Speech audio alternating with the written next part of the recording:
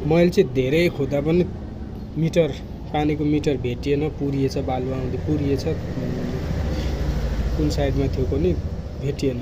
त्यो भएको हुनाले आफैले मिटर खोज्ने चाहिँ एउटा मसिन बनाएर चाहिँ म आज मिटर खोजेर चाहिँ देखाउँदैछु ल। हेर्नुहोस्, मैले सबै सामानहरू ठिक पारेँ, त्यसलाई चाहिने सेन्सरदेखि लिएर ब्याट्रीहरू सबै यसमा चाहिँ यो भित्र चाहिँ मैले सबै सेन्सरदेखि कम्पोनेन्ट सबै हालेर म तयार गरेँ त ल।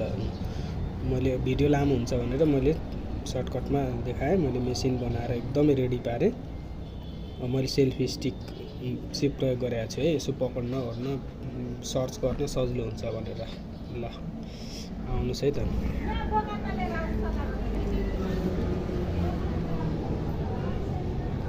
चाहिँ म घरको पेटी हिँड्दैछु, खोज्दैछु।